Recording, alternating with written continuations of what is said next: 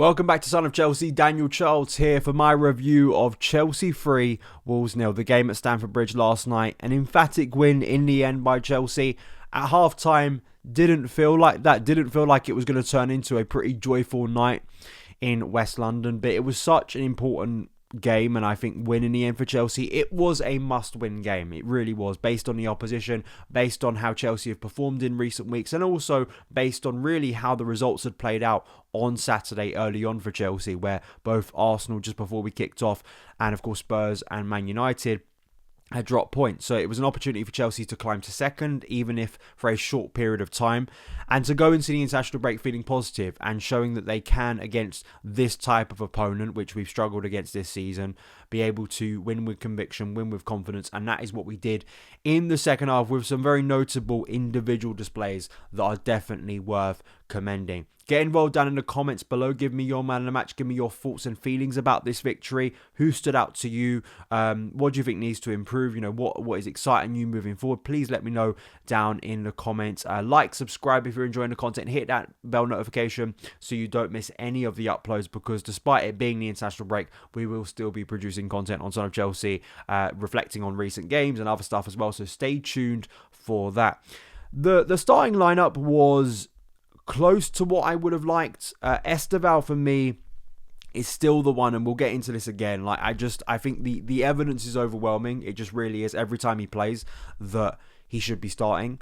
And listen, we were already 1-0 up before Estevao came on the pitch, and I think I said as much, as tweeted as much. It's not, Estevao starting doesn't mean that we can't win. It was just, I knew the type of game it was going to be, and I think the excitement and joy and just the effect, the impact that Estevao has when he's on the pitch compared to when he's not for Chelsea's attack, I think is night and day, and I think we noticed that last night. But Chelsea started the game off pretty well. So, going through the team, Malo Gusto in for Reece James. Wasn't entirely shocked by that, because Reece had played the full game against Spurs, the full game against Karabag. I wasn't entirely sure whether Maresca was going to go 3 games in a week. And of course, Malo Gusto turned out to be a very defining player on this night. Fofana and Chalobah, was happy to see that back to continue after what they did against Spurs. Cucurella, Caicedo, Enzo, Neto back in the team. Joao, Pedro, Garnacho. I'm pretty sure I predicted Garnacho in my 11 on the left, because I thought he would be a decent player in this game. And of course, Liam Delap, that wasn't expected. In terms of ratings for players, Delap really is the lowest, and I think he's really the only one on the night that I think still clearly trying to get back into match sharpness and match fitness from a Chelsea point of view. That's not surprising. It's not surprising that he didn't last the full game because of that. The game started well from a Chelsea point of view, at least. It started a way where Chelsea felt intense. They were moving the ball really sharply, which you have to do when a team comes to the bridge and sits that deep. Shows very little ambition of going forward. The big chance early on was Alejandro Garnacho, chipped over the top, and he probably should be finishing that. He gets it on target, but I think the contact could be a lot better in that scenario. Enzo Fernandez had one where it was kind of a cross that goes towards the back post. It has to be tipped away. There are a few near moments at set pieces where Chelsea, we know, have become a lot better and more impactful against opposition. There was also an Enzo Fernandez volley into the ground that was saved as well. And I think the big chance in the first half, towards the end of the first half, that I think really grew frustration was Joao Pedro. It was a nice move down the left. I believe Garnacho involved. The ball comes back to Joao Pedro in a really, really good position. And I've been talking about him needing to shoot more, and the shot was just atrocious. And I think that there will be some discourse about booing at half-time. Boos weren't like being in the ground. It wasn't unanimous booing, but it was audible boos. If you watch the game from a tactical point of view, Chelsea, I think, in the second half, didn't do anything radically different to what they did in the first, if you're just looking at Enzo Maresca.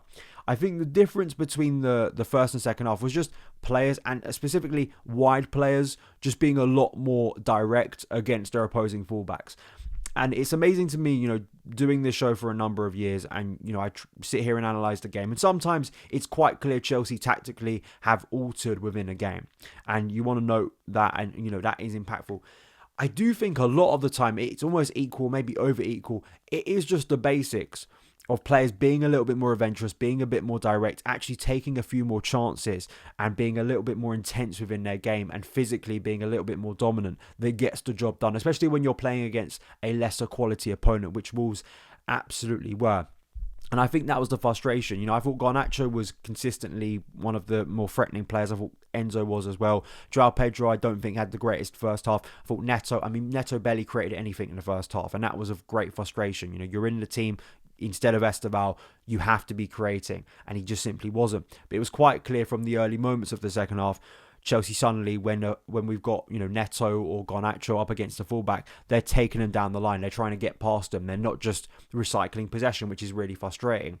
And I thought the first goal was just amazing by Garnacho. It really was. I mean, it was the sort of move that Chelsea were trying down that left on the first half, but the quality of the ball towards the back post was really, really good by Garnacho. He played some dangerous crosses in the first half as well, and also good for Malo Gusto. The ironic thing was, season ticket my season ticket to with my brother, right? And I was mentioning it in the first half that Gusto had never scored a goal, especially for Chelsea. I'm pretty sure that maybe even stretches to like his entire senior career, but especially for Chelsea, he hadn't scored a Chelsea goal before, and he couldn't quite believe that even in like a random FA Cup game, Gusto hadn't got a goal.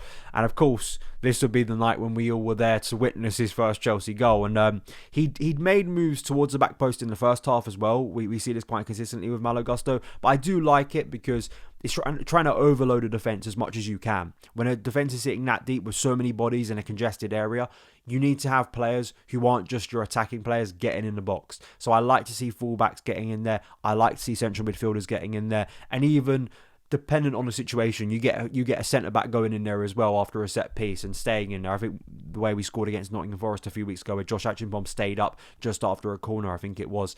You need to do that. You need to find inventive ways. It isn't just about having your set formation that's going to get the job done all the time. You need to disrupt. You need to pull players out of position. And there was Malo Gusto to easily head the ball in and get his first Chelsea goal and do a celebration that, to be honest, he does most times for other goals. But finally, he had his own goal. And it was a wonderful moment. And that really got Chelsea going. Shortly after, we saw Estevao come off the bench. And I said this on Twitter. I mean, you probably, even if you're watching from home, you can notice it. The vibe and the atmosphere, and the excitement within the ground whenever Estevao even looks like he's about to come off the bench is notable. I haven't seen this feeling and vibe around a single Chelsea player for a long period of time. And it's not like we haven't had great players and we haven't had exciting players at the Bridge in recent years, but just the nature and the feeling around this guy. And I think the extraordinary thing about Estevao is, there was, of course, a long runway for him to even arrive at Chelsea, so there was a lot of hype around him before he arrived. But I probably confidently bet that a number of Chelsea fans had not watched that much of Estevao until actually he played against us in the Club World Cup. And given that this isn't a guy that we signed from another Premier League rival or was like a really big player, hyped player that played in the Champions League, the fact that he's come in and so quickly won over Chelsea supporters, it's evidence to what he's actually doing on the pitch. People are, they're not, swayed by hype. They're looking at what they see on the pitch, and they can tell that Estevao, when he's on the pitch, Chelsea look a more threatening team, and he's just a joyful player to watch. And I don't really know how more emphatic he can be. With literally the first thing he does when he gets on the pitch is take it down the line, cut back, and there's Joao Pedro, his Brazilian peer, to smash the ball in the back of the net to basically kill off the game. I understand from Maresca's point of view, and I even expressed this last year, right, of you don't want to put the weight of the world on this guy's shoulders. And I still say that despite my excitement about him. But there does become a point where the numbers, the eye test, everything tells you that when this guy is on the pitch, he makes a visible, tangible, obvious difference to the way Chelsea play as an attack. And I just think we've tried to bed him in slowly. I appreciate it. Hopefully it works for the long term. But he's an amazing player. We just should be starting him as much as we can. I think there's overcomplicating these things, and then there's just doing the obvious. And I think the obvious at the moment, he's ready to play football. It's not like, maybe another sort of theory I've heard is trying to ground him a little, which I understand, given this is a guy who's had a lot of hype at a very young age. But I don't watch Estevao and get sort of a luxury player vibe from him. He works hard. He tracks back. He's not afraid of the physicality of the Premier League. He's, despite what Maresca says about maybe even complaining a little bit about the cold, I don't see that in his game. I see a guy who is taking every opportunity he gets with the full capacity of his talent. And I really want to see more from Estevao. just starting games, because it was just notable, and he just lights up Stamford Bridge. That is undeniable. And of course, great for Joao Pedro's second Premier League goal in a row, which is really good for him. And that kind of cut back again against the deep defence that you want to see Chelsea doing, and Estevao provides it. And all round, Estevao could have had about 3 assists on the night. He was that good. Another player, I think I've already mentioned him, Garnacho. I thought Garnacho was brilliant throughout. I thought he was my man of the match. I think Sky gave it to Enzo Fernandez. I don't, completely disagree with that. I mean, Enzo Fernandez, expected assists 0.52. Even in terms of XG plus expected assists 0.75. So he obviously had a hand in the third goal, but that was also a goal created by Garnacho. Garnacho literally sets up 2 goals. And I just think Garnacho, we had a lot of discourse about him in the summer, right, in terms of the fears of what he would be like from that Man United environment. But one of the things that swayed me about signing him was just the numbers. The numbers kind of said that this guy, in the Moneyball sense, gets on base a consistent number of times. And given he was playing for an atrocious Man United team, those were hard numbers to just deny. Chicago Dimitri pointing out post-game that Garnacho against Wolves led the team in expected assists, 1.26, and successful deliveries into the penalty area, 10, and provided relentless passing threat into dangerous areas. And I think that just shows that he's a guy that probably should be starting games consistently. I'd even have him starting over Neto. And I understand there's a dynamic with Neto, right, that I understand why Maresca does it in bigger games. But again, it's just like, I also think Garnacho's a hard worker. I also see him tracking back consistently. I look at Garnacho, I look at Estevao, I also look at Jamie Gittins, who I think production level and performance has improved in recent weeks. And I'm just a big believer that at times, like, momentum and confidence in players is a thing you want to try and capitalise on as much as possible. So I think after the international break, Garnacho, Estevao, those 2 have to be starting against Burnley for me. In certain scenarios, I'm not against playing Pedro Neto. I think he puts in a shift, and in certain games, I think he works. But his end product, and people will be shouting, yeah, he scored in this game. It was a really, it was a great goal. He rounded it off well. It was a tap-in. But in terms of, like, just general open play, Garnacho and Estevao for me are standing out as those 2 players, particularly in this type of game environment, low block, teams trying to congest space, the ball's going out wide. You want players who are going to be daring, who are going to be more direct, who are going to take more chances. I think Garnacho and Estevao absolutely do that. And I thought Garnacho absolutely deserves his flowers because, he's still trying to win people over. And I understand why he's going to be having to battle for trust. But I think in the last few weeks, Sunderland, he scores. I thought he was probably the most exciting attacking player in that game. Karabag, he comes off the bench and scores in that game as well. And now against Wolves, he was a real defining player on the night. The third goal was brilliant as well. It really was. Enzo Fernandez, who I thought played some really, really good passes, even off balance. It was a great pass.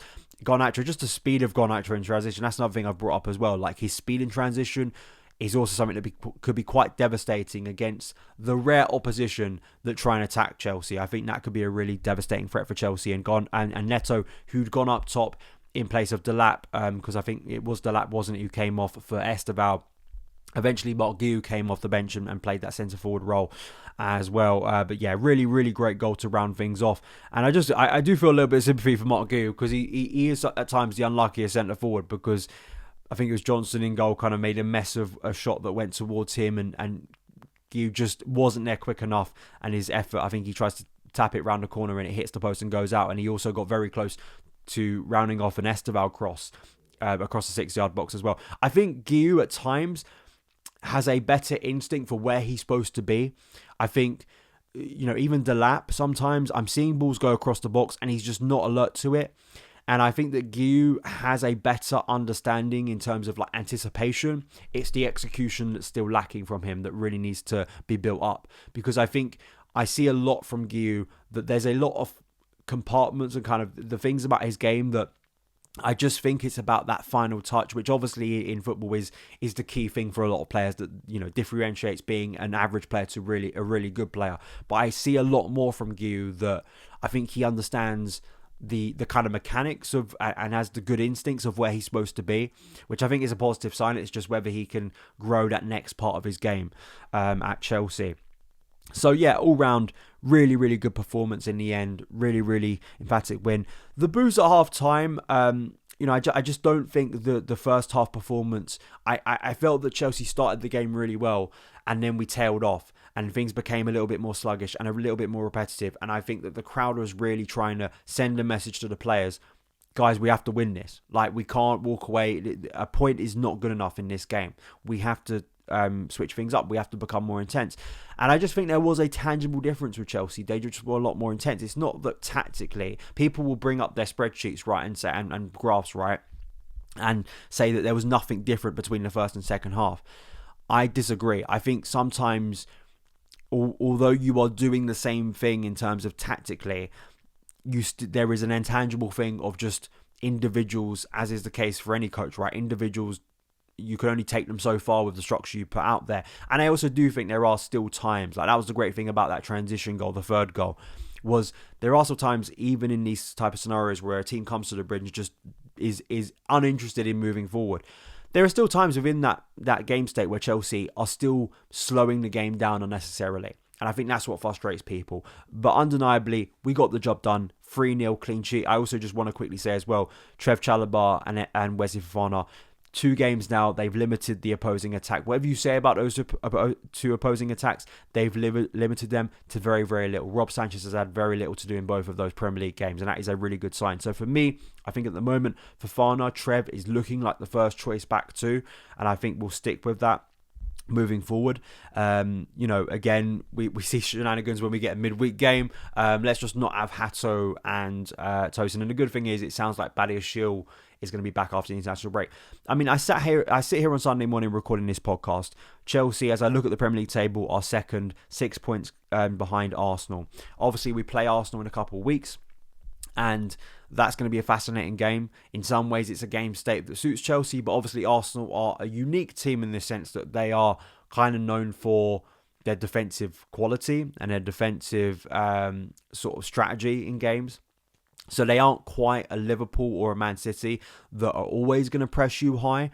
I'm intrigued to see how that game plays out from a Chelsea point of view and how Chelsea cope with it. But the scenario is Chelsea have an opportunity at home against Arsenal, if they get the job done, which they should against Burnley, to put themselves in a position going up against Arsenal, barring that Arsenal, of course, win in the next game, to cut that lead down to 3. That then puts us going into December in a really, really strong position. Almost ironically, the position we were in 12 months ago. And I think it would put Chelsea in a position where, it's a great opportunity.